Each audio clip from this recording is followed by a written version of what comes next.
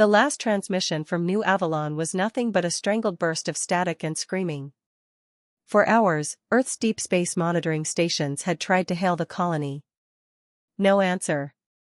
When the first reconnaissance drone returned, carrying its brief recording of the smoking ruins, the Terran High Command knew the unthinkable had happened.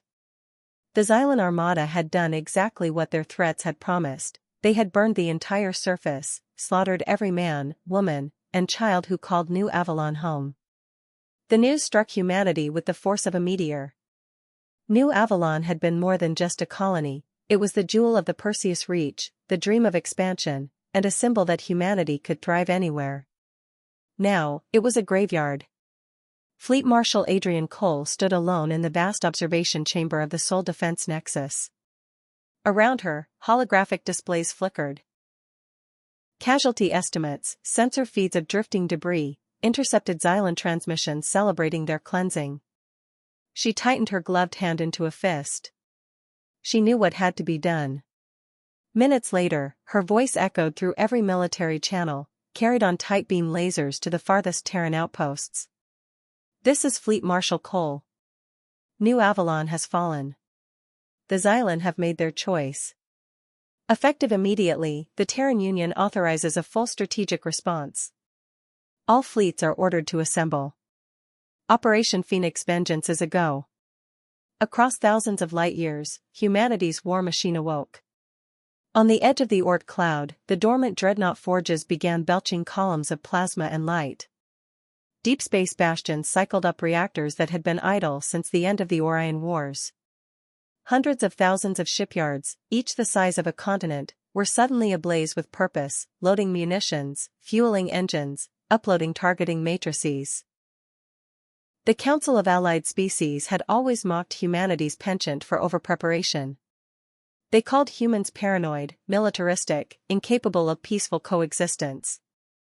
But they had never understood that Earth's caution was born of loss, the loss of their cradle once, nearly consumed by its own hubris, and then centuries spent clawing their way to the stars to ensure it never happened again.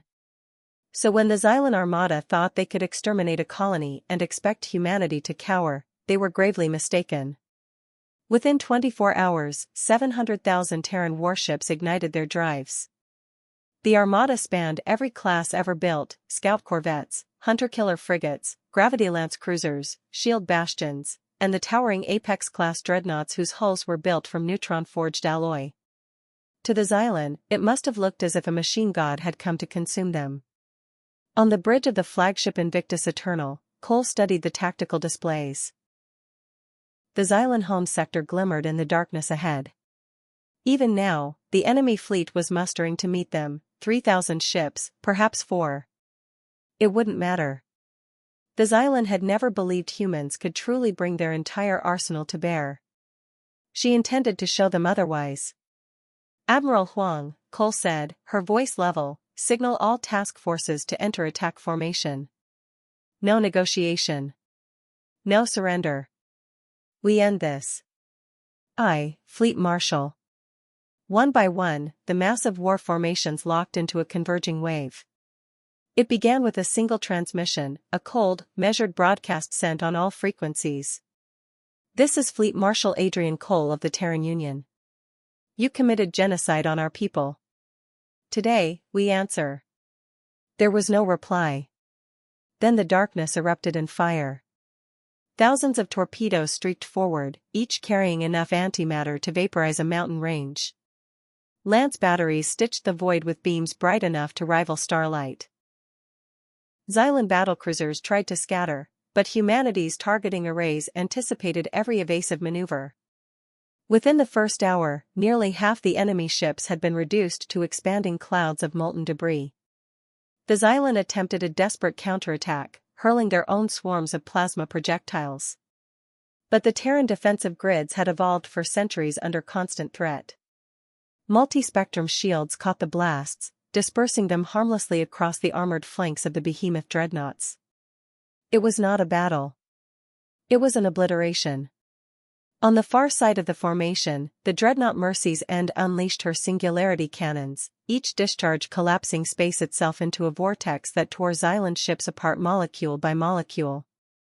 No species in the galaxy had ever dared use such weapons in open warfare. Humanity had simply kept them in reserve until someone proved they were necessary. And that day had come. By the second hour, the Xylan lines were shattering.